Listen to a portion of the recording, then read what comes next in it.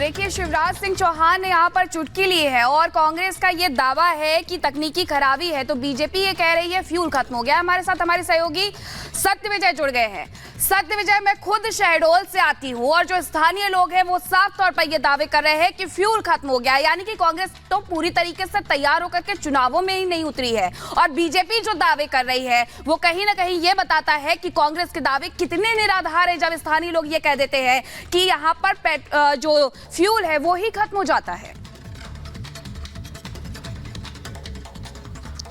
जी देखिए, कल राहुल गांधी मध्य प्रदेश के सिवनी में, शहडोल सिवनी में प्रचार के दौरान लिए आए थे, जहां पर कि कांग्रेस के प्रत्याशी ओमकार सिंह मरकाम, वहां पर उन्होंने सभा की और सभा करने के बाद जब उन्हें वापस रवाना होना था तो उनके चौपर का फ्यूल खत्म होने की बात सामने आई। हालांकि जीतू पटवारी समेत तमाम जो कांग्रेस के नेता हैं उनका ये कहना था कि चूंकि मौसम विभाग ने अलर्ट जारी किया और कल आंधी तूफान जैसी स्थिति बनी थी, इस वजह से फ्यूल टैंक फ्यूल लेकर नहीं पहुंच पाए, जिस वजह से फ्यूल ना होने के कारण राहुल गांधी को शहडोल में ही रात गुजारनी पड़ी। हालांकि ये जो पूरा घटनाक्रम है, क्योंकि इससे पहले एक और घटनाक्रम हुआ था जब सिवनी में, जहां पर उन्हें सभा करना थी, वहां पर कांग्रेस की जगह बीजेपी प्रत्याशी का होर्डिंग में फोटो लगा दिया था, उसको लेकर भी कांग्रेस की किरकिरी हुई थी। और उसके बाद जब ये चौपर में फ्यूल खत्म होने की बात आई, इसके बाद कांग्रेस ने तरह तरह के दावे किए। लेकिन मजेदार बात यह है कि बीजेपी इस पर भी चुटकी ले रही है।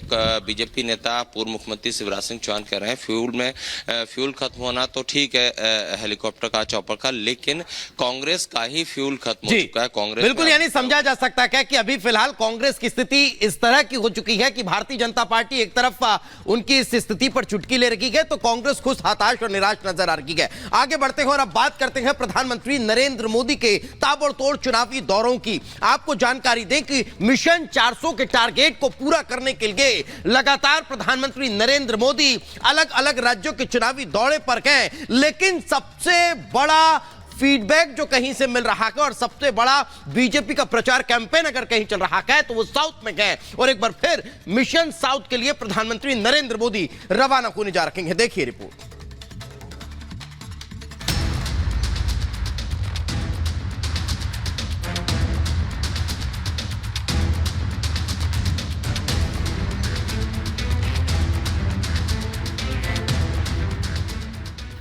मोदी की जीत वाली गारंटी दक्षिण से ही पूरी होगी। जब मोदी कहता है कि आर्टिकल 370 को खत्म किया जाएगा तो ये होकर रहता है। मोदी के 400 पार वाला टारगेट दक्षिण से अचीव होगा। तेलंगाना भी कह रहा है तीसरी बार। शायद यही कारण है कि पीएम मोदी समेत पूरा बीजेपी तमिलनाडु को लेकर एक्टिव दिखाई दे रहा है और एक बार फिर प्रधानमंत्री मोदी तमिलनाडु के दौरे पर जाने वाले हैं। पीएम मोदी 4 दिनों के तमिलनाडु दौरे पर होंगे। मोदी का ये 100 दिनों के अंदर 7वां तमिलनाडु का दौरा होगा। वो जनवरी में 2 बार, फरवरी में 2 बार और मार्च के महीने में भी 2 बार तमिलनाडु जा चुके हैं। 2024 के चुनाव में एनडीए 400 के पार के लक्ष्य के साथ मैदान में है।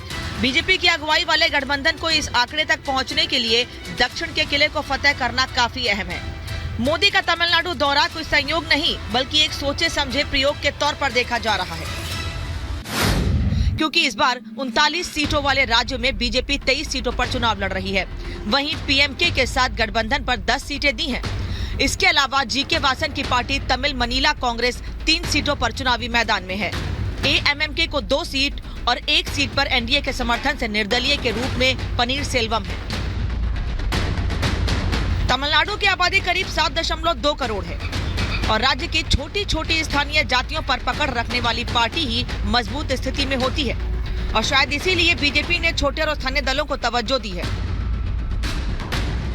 ऐसे में तमिलनाडु में बीजेपी के लिए ये किसी अग्नि परीक्षा से कम नहीं है, क्योंकि इसके पहले बीजेपी राज्य की 2 अहम पार्टियों एआईएडीएमके और डीएमके के साथ मैदान में उतरती थी, लेकिन इस बार वो अकेले मैदान में है। अगर वो अच्छी खासी सीटों पर जीत हासिल करती है तो क्रेडिट भी उसे अकेले ही मिलेगा। तमिलनाडु में बेहतर कनेक्टिविटी, बेहतर सुविधा और इंडस्ट्री के लिए बेहतर अवसरों को पैदा करना, इसलिए ये maritime project, roadways project, railway project ये एक साथ शुरू किए या पूरे हुए हैं। मल्टी मॉडल कनेक्टिविटी की अप्रोच तमिलनाडु के विकास को तेज रफ्तार देगी। 2019 के लोकसभा चुनाव में डीएमके गठबंधन ने 39 में से 38 सीटों पर जीत हासिल की थी और एआईएडीएमके गठबंधन को महज 1 सीट मिली थी। चुनाव में डीएमके गठबंधन को 52.5% वोट मिले थे, जिसमें से अकेले डीएमके पार्टी का 33.1% वोट शेयर था। वहीं एआईएडीएमके गठबंधन को मिले 21.3% वोट में से अकेले एआईएडीएमके को 19.1% वोट मिला था, जिसमें बीजेपी भी शामिल थी। इस बार के चुनाव में बीजेपी और एआईएडीएमके की राहें जुदा हैं। कभी जयललिता की अगुवाई वाली पार्टी में अब कोई करिश्माई नेता नहीं है और पार्टी में भी गुटबाजी चरम पर है।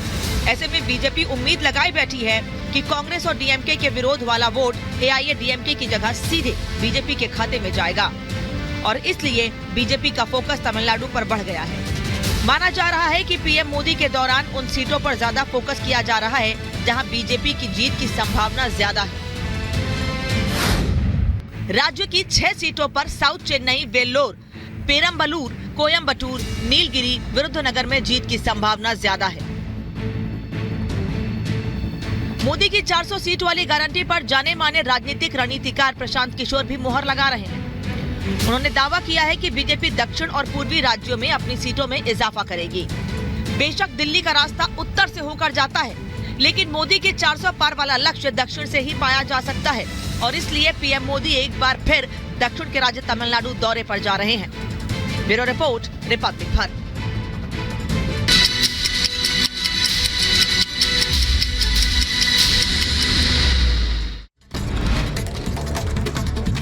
मध्य प्रदेश के शहडोल में मौसम की खराबी और फ्यूल में कमी के कारण कांग्रेस नेता राहुल गांधी का हेलीकॉप्टर नहीं भर पाया उड़ान। कल शहडोल में ही रुके राहुल। शहडोल में तकनीकी कारणों के चलते कांग्रेस नेता राहुल गांधी का हेलीकॉप्टर हेलीपैड उड़ान नहीं भर सका। शहडोल से जबलपुर के लिए राहुल हो रहे थे रवाना। उत्तर प्रदेश के राज्य मंत्री केपी मलिक ने अखिलेश यादव पर किया हमला। का विपक्ष का काम है सवाल उठाना। पीएम और सीएम योगी सबका साथ, सबका विकास और सबका विश्वास के सिद्धांत पर काम करते हैं।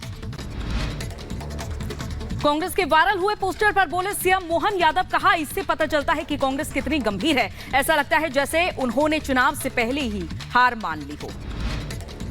राजस्थान के जालौर से बीएसपी उम्मीदवार लाल सिंह ने अपना नामांकन वापस लिया। बसपा के प्रदेश महासचिव बोले लाल सिंह फिर किसी के हाथों बिक गए। कांग्रेस प्रत्याशी वैभव गहलोत को समर्थन दे सकते हैं लाल सिंह।